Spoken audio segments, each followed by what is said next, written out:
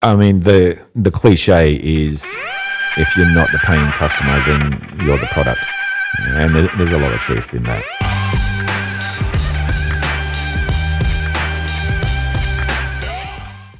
Today, we are really excited to be able to be joined by our favorite teacher, Mr. Baumgarten. Welcome to the podcast. Good afternoon. Firstly, would you like to tell everyone a bit about yourself, first of all? Sure. Well, my name is Paul Baumgarten. I am the computer science teacher here at Sha Tin College in Hong Kong. I've been here almost 2 years now. Before that, I was computer science teacher at the International School of Lausanne in Switzerland for 4 years, where I also taught diploma, and they were NYP all the way through. And prior to that, I taught in Australia for a bit over 10 years, teaching to the Australian curriculum system. Wow, that's actually quite a few countries. I think the question would be, given that you've lived in Europe and Switzerland, why did you come to Hong Kong? And Sha Tin College in particular. Well, Sha Tin was the one that was advertising. And I didn't realize it was kind of so far out of the way of the island when I applied. But no, seriously, Hong Kong. Hong Kong is one of those places that is kind of on the expat radar that a lot of expats love the idea of living and working at. And I, having been here for a while now, I can see why. You know, I had plenty of friends at ISL who raved about their time in Hong Kong. And having done 4 years in Europe, and I'd used my holidays there to travel around different parts of Europe, I thought Hong Kong would be a great base from which I could travel around different parts of Asia. Not that that's happened much the past year, but so experience different culture, different lifestyle, travel to different places. It has the added benefit of also being, since I grew up in Australia, it's closer to home. And same time zone as home as well, so it kind of makes it a bit easier to stay in touch with the family. Yeah, that actually sounds pretty reasonable. Well, I think my question would be, why did you choose teaching over some regular programming job or some remote job, or just basically start a startup? I've never entirely ruled it out, to be honest. So I did do some programming work for a little while prior to teaching. I worked as an IT infrastructure and network manager for a little while, and did some programming as part of that, and also some freelance programming on the side. Topped up my income with a little bit of extra programming. And yeah, I kind of always feel myself getting pulled between the two fields, I guess, of education and computer science in that regard, because yeah, I enjoy computer science. I'm passionate about it. And I've toyed around with the idea of, taking a year of leave and, go live in some cheap village somewhere for a year while I just code away and start a startup or something like that. And to be honest, if I came across an idea that excited me enough, I wouldn't rule it out. So.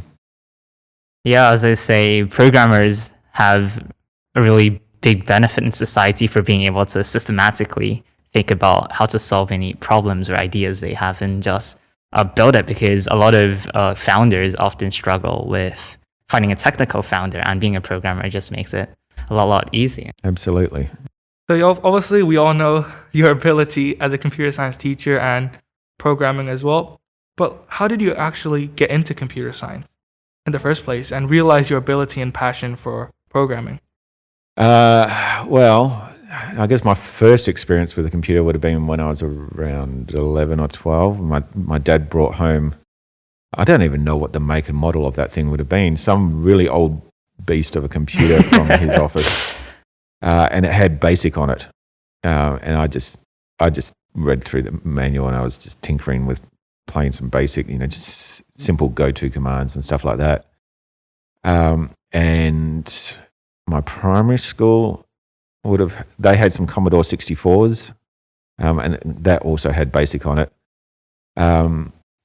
So yeah, I don't know. I was just gravitated to it. I mean, like when I was a kid, when I was in kindergarten, I disassembled an old rotary phone and just pulled it apart to see how it worked. My kindergarten teacher said I was going to be an engineer as a result. When I was 7, you guys are just going to get me to share stories, aren't you? When I was 7, so my parents had this old like 4-car garage, and my dad was a bit of a hoarder. It was full of junk. And one Saturday morning, my parents were still in bed, and us kids were all up, and so we were playing in the backyard. I was in the garage, and I climbed up on top of some furniture, so on top of this like 6-foot cupboard or something, and unscrewed this light bulb that was hanging down from the ceiling to see how it worked. And ended up giving myself a nasty electric shock, and got rushed off to hospital. Spent a couple of nights in hospital. I think I was about 7 at the time. But yeah, so I guess moral of the story is I've always been interested in how things work. And so that's kind of, shaped the path that I've taken. So. Yeah, but that is a really funny story. Is that why you sort of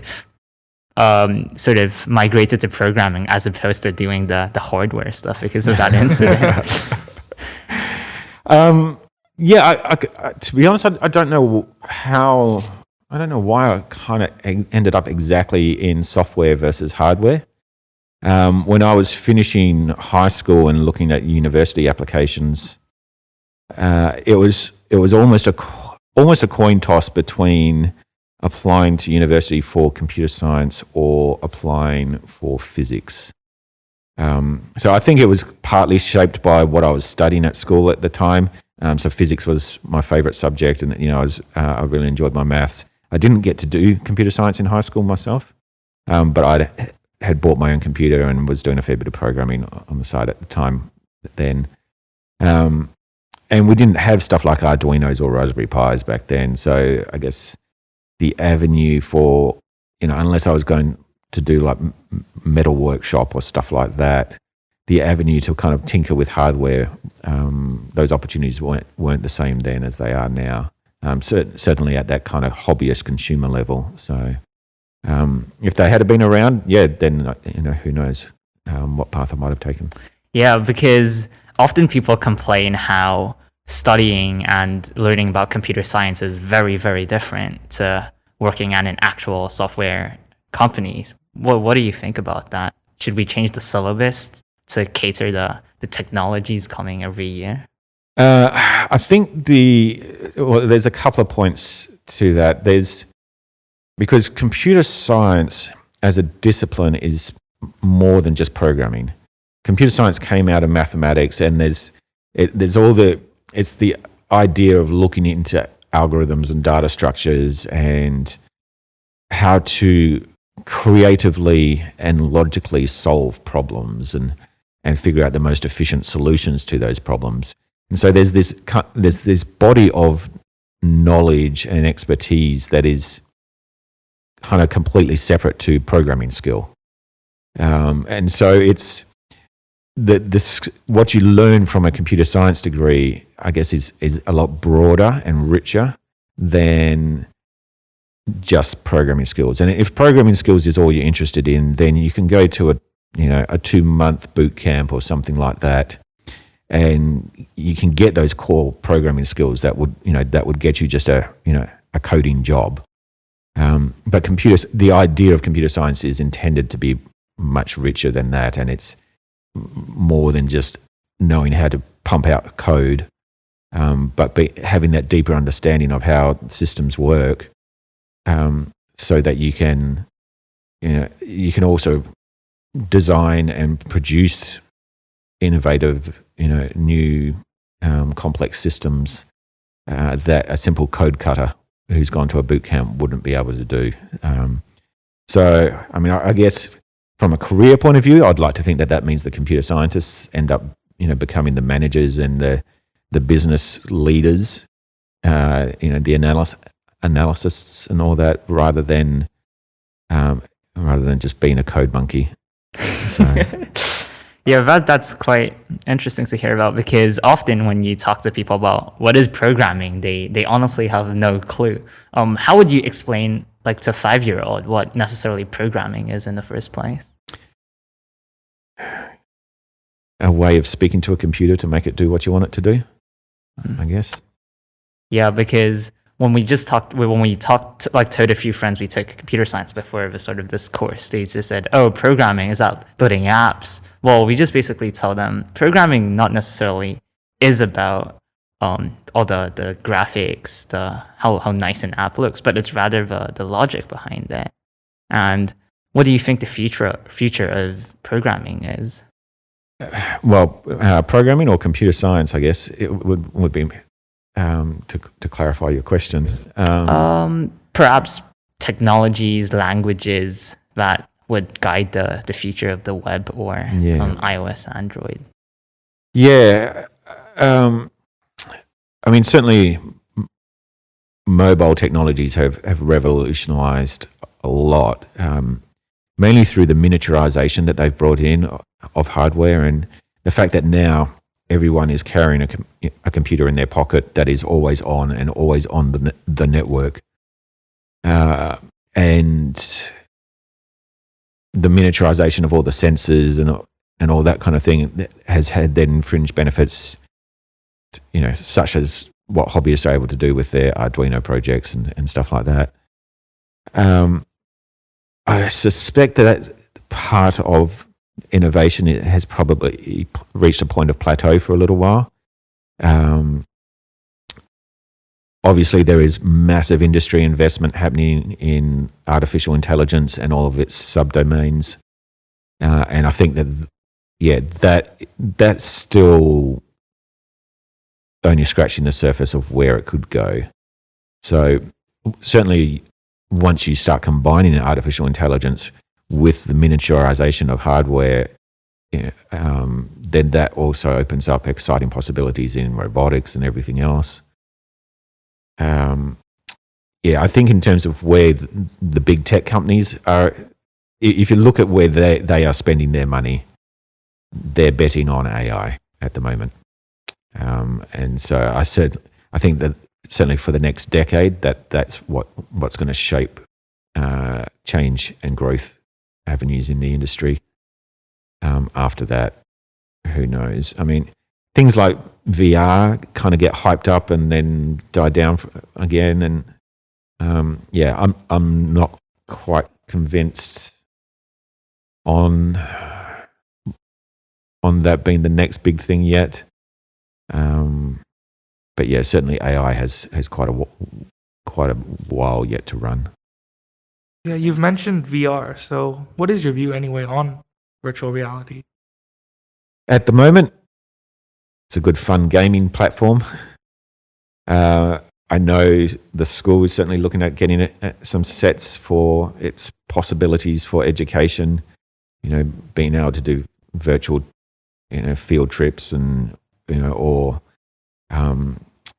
go into, imaginary places that just, are not possible in reality, or, dissect a virtual human body, in biology class or something like that, or, all of those kinds of things. But yeah, in terms of a practical day-to-day real world, everyone hooked into VR, kind of, we're a long way from anything like that. Yeah, yeah, definitely. This kind of correlates to when I heard a podcast about what Elon Musk is doing on brain implants and being able to sort of communicate. There's basically no need to talk with people, but rather it's just signals sent over. Do you think there's a point where, like, technology and computers can go too far into I don't know if I'm showing my age with that one, but I would be quite reluctant to get a brain implant to be able to wirelessly, silently communicate with people or access the internet or whatever. partly, like one of the biggest issues would be trust. The level of absolute trust you would have to have both now and for the rest of your life in whatever organization was behind that piece of tech. At the moment, the amount of data harvesting that happens, and the poor privacy record of big tech companies with personal information and how they're just data mining you for everything already. The last thing, I'm not going to hook Google or Facebook or any of them into my brainwave patterns. So, yeah, I mean, like I said, I might be showing my age a little bit there and be less inclined to jump at that, but certainly at the moment, I can't imagine a situation where I'd be signing up for it. I mean, if I had to be completely honest, I think I would agree with you on that.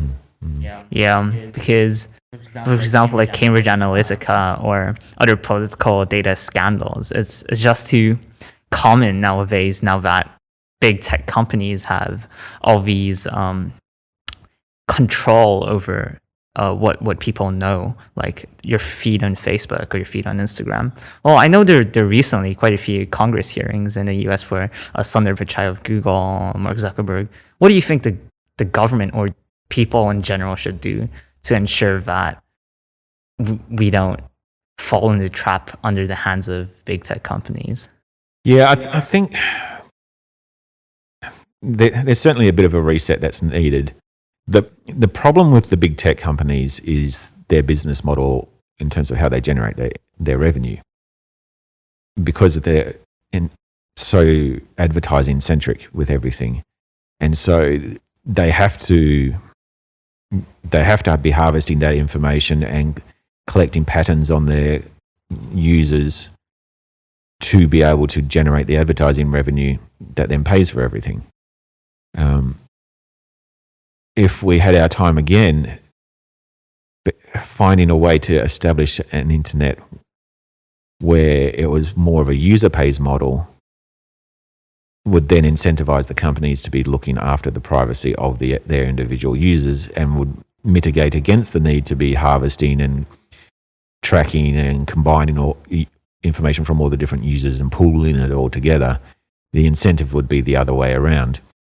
Having gone so far down the path that we have already, where everyone is used to getting Facebook for free, Instagram for free, WhatsApp for free, Google Docs for free, kind of rolling it back and now then asking everyone to pay, I don't know, $30 a year for an Instagram subscription or something like that. I don't know that we're going to be able to put the genie back in the bottle, certainly not very easily. I suspect what places like the US government are likely to do is maybe split a couple of the companies up, which might be a temporary solution for a little while, but you'll find yourself in the same kind of situation where one rises to the top of the pile again, and find yourself back at the same place again. But it's a tough one. Yeah, that's actually really interesting. You brought up how people should pay for being able to use these services. Like, if the internet were to reset and start from the beginning, you would basically say, oh, in order to use a service, we should pay the company or a subscription fee, rather than having Instagram, Facebook just free to download. Because I mean, if I had the option with those companies to pay $30 a year and know that meant my privacy was guaranteed, and then I would do it. Absolutely. So, because I think social media, the main reason they want you to post content out there is just to kind of sell your information in a way to companies who may specialize in what you're interested in. For example, obviously, you may see a lot of personalized ads in these websites, especially, Instagram and Facebook. So what's your view on that? Yeah, I mean, the cliche is, if you're not the paying customer, then you're the product. And there's a lot of truth in that. So, the paying customers are the advertising companies, and the billions of people using those tools, they are the product. So, Yeah, if we had to reset and say we had to pay for Instagram, do you think Instagram would still grow as big as it is currently, or would there be like a complete different approach in society? Well, I mean, if every tech company was taking the same approach, then you'd still end up at the same place in the sense that the company with the best product would be the one that gets the market share, as opposed to, yeah. So you'd have to be consistent with it. You couldn't have some companies being user pays where others are giving their product away for free, because then obviously everyone just gravitates to the free one, and that, and then you end up with the same problem. How does the free one pay for their business costs? So yeah, it's the income generating problem, and so many startups today face the same situation. To try and establish a user base, they give their product away for free, and then end up falling back into that same trap of, trying to make money by plastering adverts all over their app screens. So Yeah, I think advertisements are a really big problem. I think social media is quite interesting. We're gonna dive into an episode on social media. Social media. And our podcast. So Yeah, we'll post that. Stay tuned. Now that COVID-19 has been less of an issue in Hong Kong, we're slowly transitioning out of remote learning and work. But what do you think the future of that is? You just made me think of our VR discussion. Could you imagine if instead of Zoom, everyone was donning VR headsets and we were in a virtual classroom together or something? I'd be in for that. With your own, your own personally created avatar instead of having to be your own likeness or something. Yeah, to be honest, if I never have to log on to Zoom again in my life, it would be too soon. I hated online learning, and I know, most students did as well. Just that the distance of not being able to, just a simple thing of not being able to wander around the room, and in 30 seconds I can do a lap of the room and get a really good feel of how that lesson went, how many people succeeded with it, how many people were stuck. Do I need to adjust what I'm planning to do next lesson? You just can't get that same feedback when you're looking at 30 black icons on a screen. Yeah, I think also as students, I think we feel the same way as well. We feel a bit disjointed from teachers when we're, especially for us when we're in a core part of our learning, obviously. And it's good to be back in class, obviously, with our exams. And you don't become a teacher to just distantly lecture to students. The relational aspect, getting to know your students, is a big part of the job, and being able to see where they're struggling and to help them out, and you just can't do that over Zoom. Yeah, this is kind of interesting because I was listening to another podcast the other day, and there's this software, I'm not sure what it's called, but it basically allows companies to map out their office on a sort of web app, and each sort of worker or employee at the company would have these icons where they would walk around these virtual offices and be able to walk up to people and press a button and they just start talking to it. I saw that. Yeah. It's quite interesting because it sort of lowers the barrier when talking to people, because on Zoom you have to go into the breakout room and it's quite high friction. But on the other hand, in real life, you can just walk up to them, say hi to them, and start talking. Well, and that relates back to conversations that we've had previously about the lack of a virtual community that happened when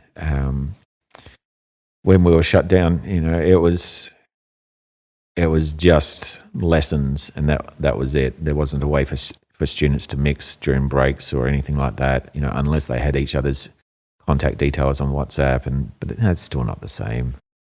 And you can't just play a card game or a chess game or something like that easily over Zoom. And would you be into, develop something a bit different to Zoom, maybe better than Zoom?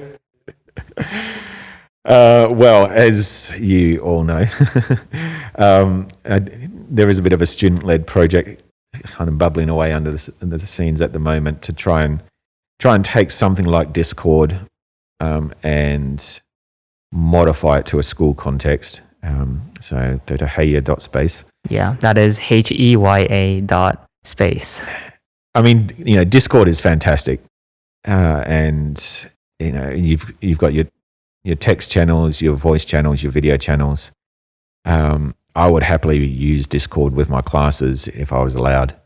From the school's point of view, I can understand the school's concerns. One of the main ones being with regards to things like the private messaging side of things and the possibility there for cyberbullying or harassment and all that side of things. And especially since Discord is such a global open platform, and there's some rather, shall we say, school inappropriate content that can be relatively easily found on Discord. I mean, the reality is obviously probably the majority of students have a Discord account of their own already anyway, and so if they were inclined to that, to be attracted to that kind of content, they would already be consuming it anyway.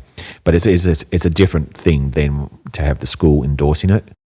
So I can understand the school's reluctance there. We just talked about sort of data scandals or privacy issues. If, for example, we were to have a fully chat / messaging platform specifically for school, do you think teachers should have the ability to read the messages and just go through spaces or chats they're not part of? Yeah, that's a bit of a tough one, I guess. Like, I mean, from my point of view, obviously, this particular project that we're talking about, the intention is not to replace private student conversation anyway. And so, if a student wants to have a private conversation with a student, there's other software tools that they can use to do that. We're not suggesting that students just, stop using Instagram or WhatsApp and that all student online interaction would happen through this. But I guess it depends on whether it's going to be used just for official school clubs and groups. So like I know the student council is looking at it. And I've got some computer science clubs that I would switch across to using it and stuff like that. So is it going to be just for those kind of official school environments where there's a teacher that would be supervising it anyway, or do we want it to become something broader, such as a place for students to chat like as a virtual playground during recess breaks and stuff like that. And so certainly if it was to turn into that second kind of usage, then personally, I think there would need to be a way to allow students to just be able to mingle and chat online without teachers that, just snooping on those conversations. Like in the same way here that at recess and lunchtimes, you just gather around a table down at the canteen or something like, or in the corner of your tutor class, and the teacher's not kind of just standing over your shoulder listening into what your conversation is. I've got no interest in listening to that level of student gossip, or let you have your own conversations and hang out with your friends by all means. But so I guess it depends on what the end tool, what the end use of the product is, and how far the school decides to take it in that respect. If it's just being used for clubs and extracurricular and stuff, where there would always be a teacher anyway, then it makes sense to have teachers, in each chat room. So it depends on where it goes.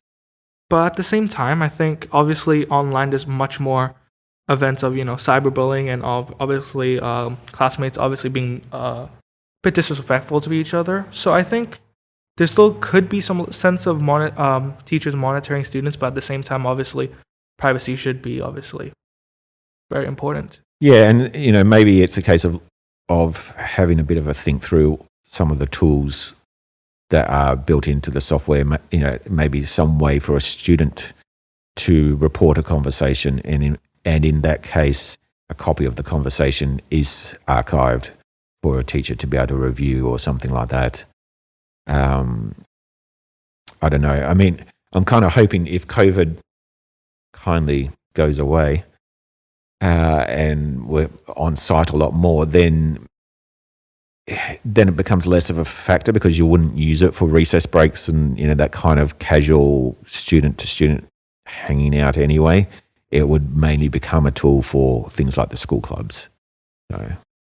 Yeah, I think communication plays a big part, especially in this online environment. And yeah, I'm not sure, but I think we should sort of touch upon sort of the future of cryptocurrencies, or I'm not sure if you heard about NFTs, or non-fungible tokens. I believe they're basically pieces of artwork people are selling online. And yeah, do you think this is just $60-something million or something? Yeah. Do you know, have you heard of the influencer Logan Paul and his contribution to this? Yeah, he basically sold around NFTs or Pokemon cards and made, I think, almost $5 million in a very short period of time. Do you think this is just a fad, or do you think there's actually potential for things like that?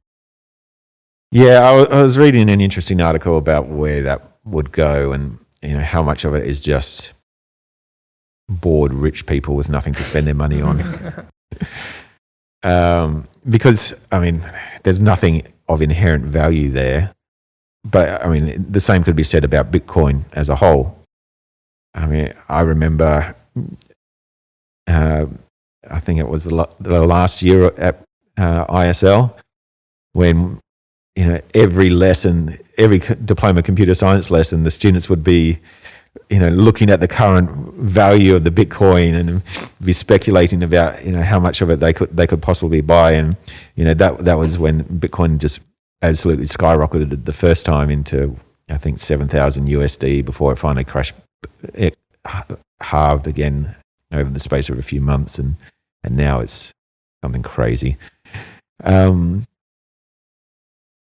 I mean, I don't see Bitcoin becoming a viable global currency, certainly not in a currency sense. The technology is not capable of that kind of transaction load. So, yeah, whilst there's some value and some merit to the idea of a cryptocurrency, it won't be Bitcoin. It'll be a different technology that would serve that purpose. Bitcoin itself is really just speculators gambling on the future price of it at the moment. We've also read, obviously, in the article, there's actually been some payments of some famous athletes by cryptocurrency.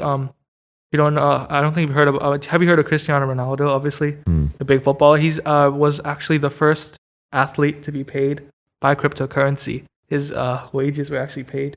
Yeah, that's quite interesting. Cryptocurrency. So I do see a big future for it. Maybe not Bitcoin though. Yeah, I don't think Bitcoin will necessarily be the end goal, but rather a starting point of cryptocurrencies. Yeah, Bitcoin as a technology, its transactions are too slow. Yeah, and too expensive to run. Yeah, the mine. And there's not enough of the currency around. Yeah, and for normal people to be able to conduct their transactions, you need a currency to have much more price stability than Bitcoin has as well. So yeah, and I think that the act of getting and acquiring buying Bitcoin is quite a complicated one, because you need a secure wallet, and then you have to go to some Bitcoin exchange site and then paste in your wallet. The whole process just seems very complicated for the average person to use. Yeah, it's kind of like early days of e-commerce on the internet, when people were scared of putting their credit cards into websites, and being able to purchase stuff online was a big convoluted process in the early days, whereas now it's just so quick and easy to actually purchase stuff. Cryptocurrency is going through the same growing pains, but they'll figure it out. Yeah, definitely. I might be dreaming here, but I think a problem or sort of a thing most of teenagers or people under 18 have is that they want to acquire money in a sense where they want an internship or they want to do some investing because, oh, I want to get rich. And I think a really cool thing that might happen in the future with crypto is the fact that now children or people under 18 can acquire a digital wallet rather than having to sign contracts at a bank for a bank account. So I think that's definitely a direction where cryptocurrency can go in terms of reaching a wider range of age groups. Mm-hmm. Yeah, and then that's got benefits for computer science students to start creating their own little apps and projects on the side. Start, you don't have to wait until you're at university to start generating an income. You can. There are people out there who are desperate for software to solve all sorts of needs, many of which would be within reach of a high school student with a good grounding in computer science. Yeah, and I think, like, for example, if there was a sort of currency for people under 18, let's say I want to currently start a startup, but I need to buy a domain, I need to get hosting. All of that requires a credit card, which most people under 18 don't have. What if they have a digital wallet where they can transfer those funds into these services? Then it just makes the whole process much more easier and could spiral to new things. Yeah, I would agree, because I think a lot of people are also restricted by their parents as well at times. Especially, and I think your parents would also get a bit annoyed if you keep asking them, obviously, for their credit card details. So I think a digital wallet would be, I would use it, obviously. Definitely. Yeah, I would be into it. Yeah, I feel like this episode is sort of getting long now, so maybe we'll end with, do you have any podcasts, books, or movie recommendations for people interested in technology? Podcasts. Let's see. I've got a few. Maybe I should just give you the list to stick on the in the show notes. Yeah, show notes. That's a very podcast specific term. So I know you listen to Indie Hackers because that's where that got added to my list from. Mm-hmm. I don't know if you listen to Lex Friedman. He talks about AI. That is one of my favorite podcasts. So he kind of gets a little political with some of his talks, podcast episodes, but the AI stuff is definitely worth a good listen to. He really knows his AI. Yeah, it seems like most people in the tech in Silicon Valley do Brazilian jiu-jitsu. Yes. So what other tech podcasts do I have here? I've got Core Cursive, Coding Stories, although they haven't published anything since the start of this new year. So Software Engineering Radio, Software Engineering Daily, and if I was to jump on the diversity and equity bandwagon, a couple that I would highly recommend are Woman Tech Charge, which is sponsored by The Standard in the UK, and Tech Setters, which is sponsored by Code with Clossy, and run by a couple of women computer scientists who fairly recently graduated. Any other really big tech ones? I'm sure I've got others here. Like I said, I'll give you a list. Well, we'll put that in the show notes. And yeah, where can the audience find you? Do you have a website, a YouTube channel, or resources online? All of the above. pbaumgarten.com. That's PBAUMGARTEN. And that's also my Twitter handle, and that's also my YouTube channel. And pretty well most of my social media handles are all the same thing. So if you have any questions, we're always open to doing a part 2. So if you have any questions for Mr. Baumgarten, just email us at recallos.com. Yeah, part 2 would be exciting. Most definitely, we should arrange a part 2. But anyways, we should end with, do you have any insights of the week or sort of things, last things you want to tell the audience to do? Apart apart from subscribing to apart YouTube from channel. subscribe, like, and smash that notification bell.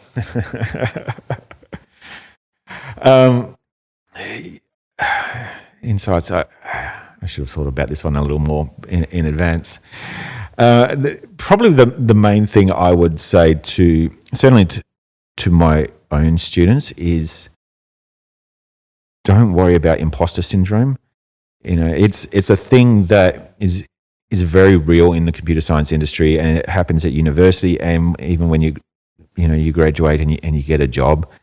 But it's people judging their own programming ability against what they see as the finished product of what someone else has produced. So you're looking at or you're comparing what you have struggled with over several nights and many hours to produce, and you see someone else in the class and look at their amazing piece of code and think, oh my God, I'm just not worthy. I can't compete. I'm no good. But it's just, it's a self-confidence thing, and it's not just unique to computer science.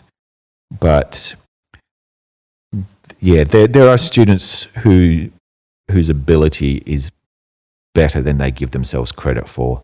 And so I would just suggest, look, you learn by doing in this field. So have a go, find a project and just dig into it and refuse to quit until you manage to solve it and make what you were wanting to make.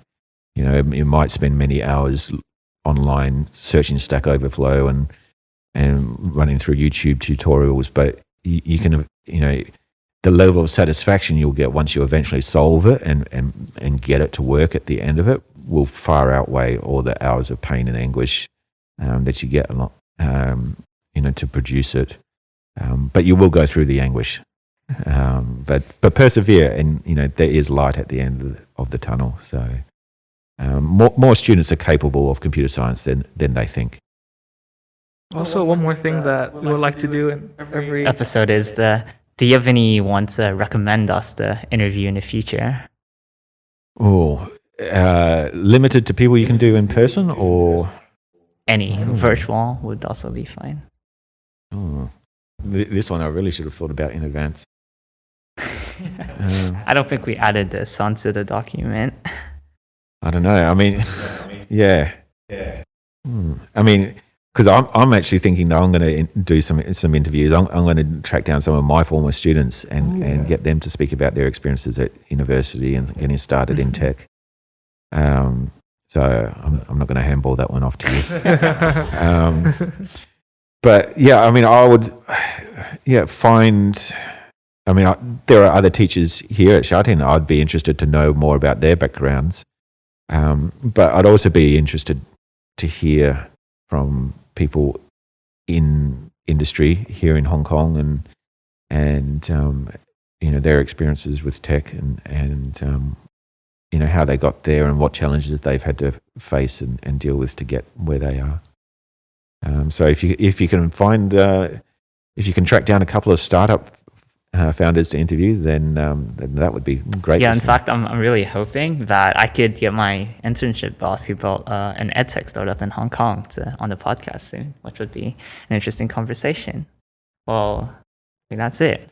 That should be it. So thank you again for agreeing to be part of our podcast. I know it's probably a big hassle for you to. No, my pleasure, gentlemen. Anytime. And that's it. Thank you for listening. Thank you. Thank you. Please be sure to share it with friends or family.